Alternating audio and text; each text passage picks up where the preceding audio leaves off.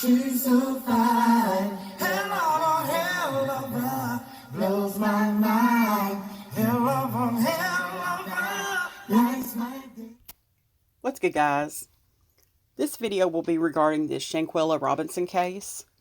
I wanted to update you guys on an article that came out today, roughly around noon. Now, this is coming from Fox 10 of Phoenix. It says Mexico wants American extradited for death of tourist Shanquella Robinson. And it came out via the AP news staff. Mexican prosecutors have filed charges against a U.S. woman suspected of killing another American seen being beaten in a viral video. Prosecutors in the state of Baja California Sur did not name the suspect in the October 29th death of Shanquella Robinson, but we know exactly who they're talking about. They're talking about Daejhanae Jackson, okay? No other than Daejhanae. But on Thursday, they said they had approached Mexican federal prosecutors and diplomats to try to get the woman extradited to face charges in Mexico. Shanquella Robinson's death at a resort development in San José del Cabo shocked people in both countries. The video raised suspicions that Robinson may have died at the hands of people she was traveling with. Local prosecutor Antonio Lopez Rodriguez said the case was being treated as a potential homicide and an arrest warrant had been issued for the suspect. The group Shanquella was traveling with, however, left Mexico after she was found dead in a rented villa. State prosecutor Daniel de la Rosa Anaya said the suspect was also an American, but did not identify her. And again, we know that to be Daejhanae Jackson.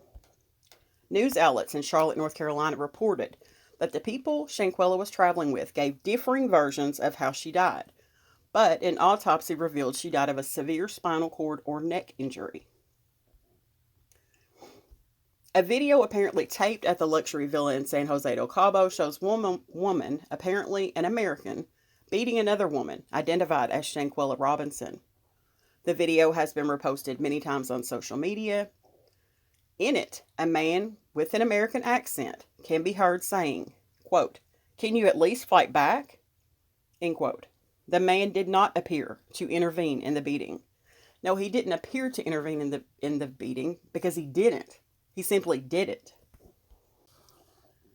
In another article from Fox 8 out of Charlotte, it says Sub-Prosecutor Antonio Lopez Rodriguez said evidence indicated Shanquella Robinson died in, quote, a direct attack, not an accident, end quote.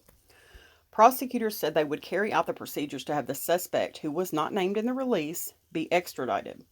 Officials also said that the Attorney General of the state of Baja California would investigate potential cover-ups or omissions regarding the investigation into Robinson's death.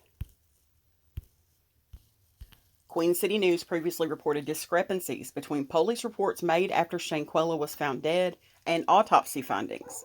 A police officer investigating the case in Mexico told Queen City News that Robinson's friend told authorities, quote, she had alcohol poisoning, end quote, before her death. Her family said the friends told them the same story. They said she wasn't feeling well, she had alcohol poisoning. Salamandra Robinson told Queen City News earlier this month. Now, that's Shanquella's mom. An autopsy revealed she had a severe spinal cord injury and atlas luxation, instability in the uppermost vertebrae. They obtained the video. They talk about the video. Now, this is from the Charlotte Observer, and it says the police report, differs from details previously reported from the 25-year-old's death certificate that said she died within 15 minutes of being injured. Instead, a police report excerpt shows a doctor from a local hospital was with Shanquella and others in the house for close to 3 hours before she was pronounced dead. So they're saying again that she was there for 3 hours. All right. There's where that keeps coming in.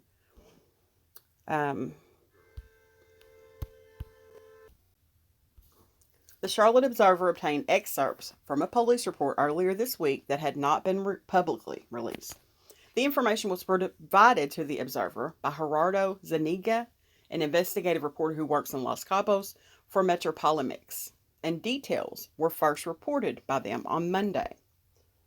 Shanquella Robinson is a Charlotte native who traveled to Cabo on October the 28th, and she died a day later.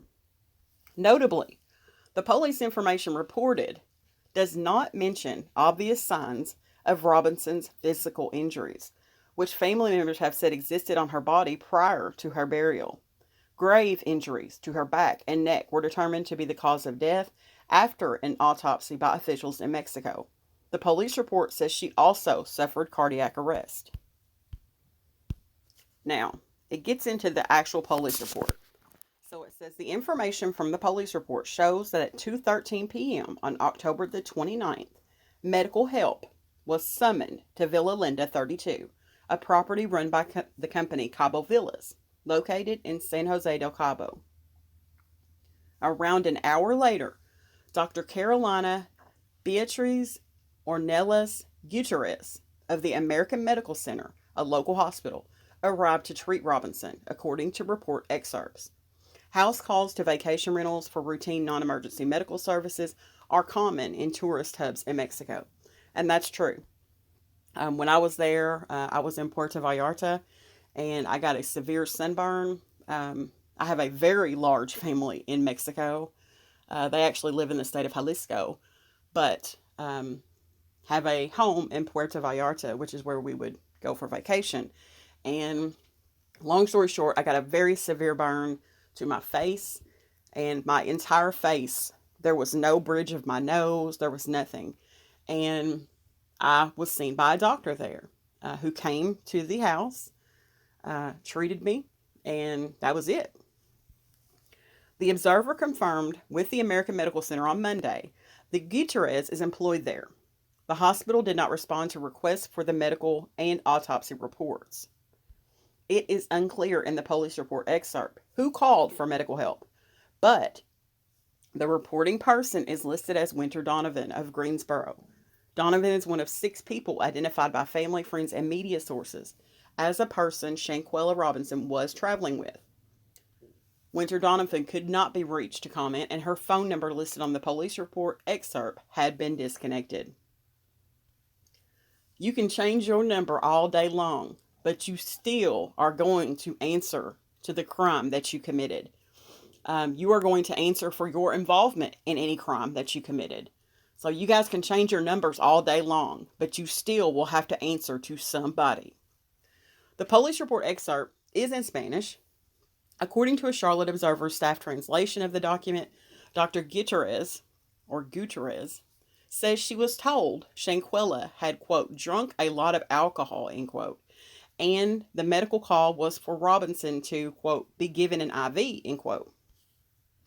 The police report indicates Gutierrez found, quote, a female, end quote, understood in the report to be Shanquella Robinson, with stable vital signs, but dehydrated, unable to communicate verbally, and appearing to be inebriated. The doctor reported that she believed Robinson needed to be transferred to a hospital, but her friends overrode that decision and insisted that she be treated in the villa. Dr. Gutierrez attempted an IV, but was unsuccessful, according to the report excerpt. It's unclear what medication was in the IV. The information from the police said the doctor was there for close to an hour when Shanquella Robinson began having a seizure. The convulsions from the seizure lasted less than a minute, according to the report. At this point, the patient's friend, named Wenter Donovan, called 911 to request an ambulance, according to the Observer's Spanish to English translation of the report. This was around 4:20 p.m. Now, what's odd about that to me is you have a doctor there who's already told you need to take this person to the doctor, the hospital, not be treated in the villa. And you've got a doctor there, and now you call 911. It blows my ever-loving mind. In the meantime, the patient presented with difficulty breathing and a lowered pulse, and they gave her rescue breaths. The doctor, along with a friend, began administering CPR at 4:49 p.m. when Gutierrez detected Robinson had stopped having a pulse. Now, it doesn't specify what friend that is. I've heard from different sources that it was Wenter. I don't know. Police arrived and talked with the doctor, who was treating Shanquella at 5:25 p.m. It's not clear from the information in the police report exactly what time an ambulance arrived from the 911 call. So they don't even know what time the ambulance arrived from the translation of this report? Come on, man. The report information indicates paramedics, quote, administered a total of 14 rounds of CPR, 5 doses of adrenaline, and 6 discharges, or AED shocks, without success. Unable to revive Shanquella Robinson, Gutierrez, quote, declared her dead at 5:57 p.m., end quote, according to the police report excerpt. The police report information lists, quote, deceased person, cardiopulmonary arrest, end quote, as the reason police were called. I'm telling you, regardless of what happened there, the cause of death is still severe spinal cord injury and atlas luxation. All right. But I wanted to bring this information into a video so that we would have it there and be able to establish a timeline, because I work off of a timeline of events. I always have and I always will, because that's the only way to truly work a case right. Now, there are different aspects to this case, and I do have a video of some very eerie messages that I will be doing directly after this one, and it's actually very heartbreaking to read Shanquella's post after her demise, because it's just truly sad. But I'm going to end this video here. I wanted to give you a little more information regarding the medical timeline and, of course, clear up the how long the doctor was there, supposedly. So, from all accounts, they called the doctor to this Villa Linda 32 and lied to the doctor, telling the doctor that Shanquella had drunk too much alcohol, which really presents a problem for anyone treating a patient, because if that doctor had known the truth of what really happened, maybe a different course of treatment would have happened. I don't know. But with the doctor not being told the correct information and being treating a false injury or false inebriation, it's really a shame, because that really contributed to her demise. And so I think the person that reported that should be held responsible.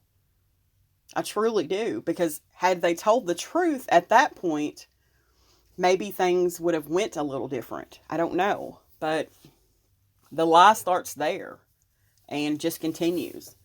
And so I think we're going to find a lot more lies in this. But also it goes on to talk about what femicide is, and that was the charge that they want to put on Dejanay Jackson. But there's so many conflicting reports regarding this medical information that was obtained through the police report, and a lot can get lost in translation, trust me.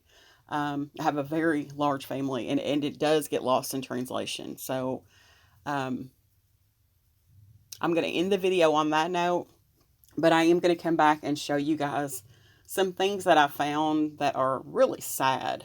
It's really sad. And I think that it's important to look at that too. And then another aspect that I think is important as well. So I'm going to end the video on that note. Thanks for watching, guys.